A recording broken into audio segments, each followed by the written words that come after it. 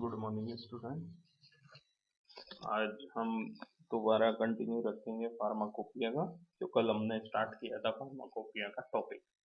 क्योंकि हमने डिस्कस किया था फार्माकोपिया क्या होता है, हमने डिस्कस किया था आपका नेशनल इंडियन फार्माकोपिया और नेशनल फार्मूलेरी। आज हम और फार्माकोपिया डिस्कस करेंगे। इसमें हम डिस्कस करेंगे ब्रिटिश फार्माकोपिया के बारे में, हम डिस्कस करेंगे ब्रिटिश फार्मास्यूटिकल कोडेक्स के बारे में, हम डिस्कस करेंगे ब्रिटिश नेशनल फॉर्मूलेरी के बारे में, हम डिस्कस करेंगे यूनाइटेड स्टेट फार्माकोपिया और नेशनल फॉर्मूलेरी के बारे में, हम डिस्कस करेंगे इंटरनेशनल फार्माकोपिया के बारे में, हम डिस्कस करेंगे यूरोपियन फार्माकोपिया के बारे में, और लास्टली हम डिस्कस करेंगे मार्टिनडेल दी एक्स्ट्रा फार्माकोपिया। सबसे पहले बात करते हैं ब्रिटिश फार्माकोपिया की। ब्रिटिश फार्माकोपिया सबसे पहले ब्रिटेन में लॉन्डीनेस के नाम से 1684 में पब्लिश हुई। उसके बाद एक हुई थी एडिनबर्ग फार्माकोपिया के नाम से 1699 यानी कि 1699 में, और थर्ड डबलिन फार्माकोपिया के नाम से 1807 में पब्लिश हुई। मीन्स बेसिकली 3 फार्माकोपिया ब्रिटेन में पहले पब्लिश हुई। सबसे पहले लॉन्डीनेस 1684 में, दूसरी एडिनबर्ग फार्माकोपिया 1699 में, और तीसरी आपकी Dublin pharmacopoeia 1807। In the year आपका 1864 में इन तीनों फार्माकोपिया को फ्यूज करके एक फार्माकोपिया बना दिया गया, फर्स्ट ब्रिटिश फार्माकोपिया। ठीक है। इसके बाद ब्रिटिश फार्माकोपिया हर 5 साल के इंटरवल के बाद पब्लिश होती रहती है। इसके अलावा बीच बीच में इसके एडेंडा मीन इसमें कुछ एडिशन करना हो, कुछ ऐड करना हो, उसके लिए बनाते हैं एडेंडा। और अभी करंट में बात करते हैं तो ब्रिटिश फार्माकोपिया का आपका 2020 में जो पब्लिश एडिशन हुआ है वो चल रहा है। अब बात करते हैं British pharmaceutical codex. British pharmaceutical codex एक स्टैंडर्ड बुक है ड्रग की। ये pharmaceutical society of Great Britain इसे पब्लिश करता है। ये उन फार्मासिस्ट को, अथॉरिटीज को, मेडिसिन को गाइडेंस देने के लिए ब्रिटिश फार्मास्यूटिकल कोडेक्स डिजाइन की गई है। ये बुक सबसे पहले 1911 में, उसके बाद 1923 में, उसके बाद 1934 में, उसके बाद 1949 में, उसके बाद 1954 में, उसके बाद 1959 में, उसके बाद 1963 में, और लास्ट में 1968 में पब्लिश की गई। जो अर्ली एडिशन थे ब्रिटिश फार्माकोपिया के, वो ड्रग के एक्शन और यूज के बारे में थे। करंटली ब्रिटिश फार्मास्यूटिकल कोडेक्स का 12th एडिशन चल रहा है, जो पब्लिश हुआ था 1994 में। तो ब्रिटिश फार्माकोपिया भी स्टैंडर्ड बुक है। ये ग्रेट ब्रिटेन की सोसाइटी द्वारा पब्लिश की जाती है। ये उन लोगों की गाइडेंस के लिए है जो ड्रग को प्रेस्क्राइब करने में और उनकी डिस्पेंसिंग करने में। ये सबसे पहले 1911 में पब्लिश हुई थी, उसके बाद 1923 में, उसके बाद 1934 में, और उसके बाद 1949 में, और उसके बाद पब्लिश हुई 1954 में, 1959 में, 1963 में, 1968 में। जो अर्ली एडिशन थे ब्रिटिश फार्मास्यूटिकल कोडेक्स के, वो आपके इंफॉर्मेशन देते थे ड्रग के एक्शन और यूज पे। और करंट में ब्रिटिश फार्मास्यूटिकल कोडेक्स का 12th एडिशन चल रहा है, जो 1994 में पब्लिश हुआ है।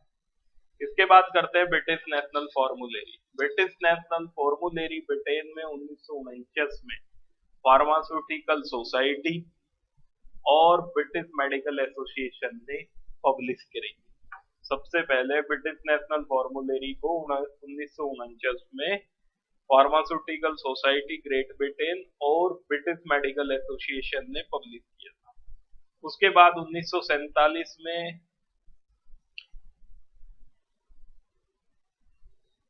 इसके बाद आई आपकी 1947 में नेशनल फॉर्मूलेरी, जिसने उसे रिप्लेस हाँ, इसने 1947 में मिनिस्ट्री ऑफ हेल्थ ने जो पब्लिश किया था उसे रिप्लेस किया था।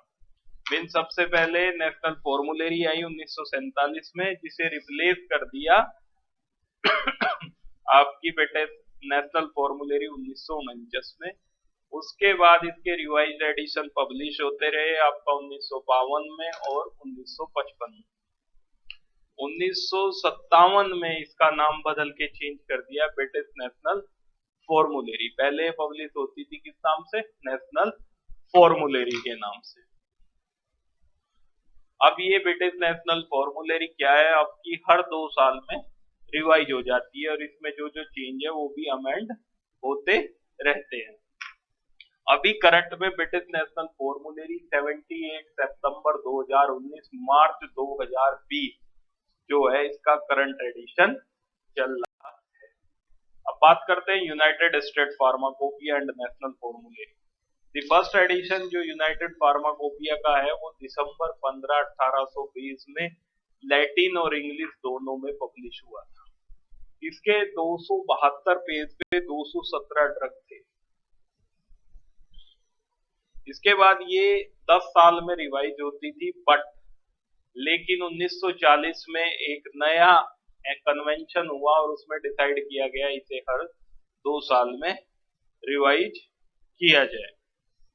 जो पहली नेशनल फॉर्मूलेरी थी यूनाइटेड स्टेट की वो पब्लिश हुई थी 1974 में। और उसके बाद क्या हुआ, जो 20वां एडिशन था यूएसपी और 15 एडिशन जो नेशनल फॉर्मूलेरी का था, इन्हें ज्वाइंटली पब्लिश कर दिया गया 1980 में। मीन्स 2 बुक को एक बुक बना दिया गया, कब? 1980 में। और करंट में यूनाइटेड स्टेट फार्माकोपिया और नेशनल फॉर्मूलेरी का करंट में यूएसपी 43 एनएफ 38 ये कंबाइंड है।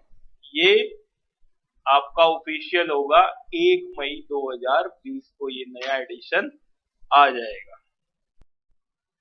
इंटरनेशनल फार्माकोपिया की भी जरूरत पड़ी 1874 में, ये महसूस हो गई, लेकिन ये कंप्लीट हुआ 1951 में जब वर्ल्ड हेल्थ ऑर्गेनाइजेशन ने इंटरनेशनल फार्माकोपिया को पब्लिश किया।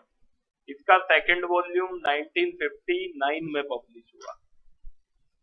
उसके बाद इंटरनेशनल, इसमें स्टैंडर्ड्स है, रेफरेंस है, एस्टेब्लिशमेंट है ऑफ इंटरनेशनल स्टैंडर्ड। इसका सेकंड एडिशन जो आया 1967 में आया और उसका टाइटल था specification for quality control of pharmaceutical preparation. Currently 9th edition pharmacopoeia का रनिंग है जो 2019 में पब्लिश हुआ है। उसके बाद यूरोपियन फार्माकोपिया 1964 में council of ministers European country, जिनमें कंट्री आती है आपकी Belgium, France, Federal Republic of Germany, Italy, Luxembourg, Netherland and United Kingdom, इन लोगों ने कंबाइंड रूप से एक काउंसिल है, उन्होंने कॉमन यूरोपियन फार्माकोपिया को बनाने के लिए एक सम्मेलन आयोजित किया गया। इसका सबसे पहला वॉल्यूम 1969 में आया। इसका सेकंड एडिशन आया। उसके बाद फर्स्ट पार्ट आया 1981 में। ये स्टैंडर्ड है जो सारी कंट्री यूज करती है। अभी इसका 10th एडिशन पब्लिश हो चुका है जो जुलाई 2019 में पब्लिश हुआ। लास्ट है मार्टिनडेल एक्स्ट्रा फार्माकोपिया। ये रॉयल फार्मास्यूटिकल सोसाइटी है ग्रेट ब्रिटेन की जो इसे पब्लिश करती है। इसमें मेडिसिन के करंट यूज है थ्रू आउट वर्ल्ड। ये सबसे पहले 1883 में विलियम मार्टिनडेल ने पब्लिश करी थी और इसे मार्टिनडेल अभी भी इसे बुलाया जाता है। ये फार्मासिस्ट फिजिशियन को अप टू डेट इंफॉर्मेशन देती है, ऑफिशियल अनऑफिशियल प्रोप्राइटरी। ये इसके अलावा डायग्नोस्टिक एजेंट पे भी डिटेल देती है, जैसे इम्यूनोलॉजिकल प्रोडक्ट हो गए, एक्सीपिएंट हो गए, सोलवेंट हो गए, सस्पेंडिंग एजेंट हो गए, कलरिंग एजेंट। एक्सीपिएंट के लिए सबसे आइडियल बुक है आपकी एक्स्ट्रा फार्माकोपिया। करंट में इसका 39th एडिशन है जो पब्लिश हुआ जून 2017 में। Thank you. ये आपका ऑल अबाउट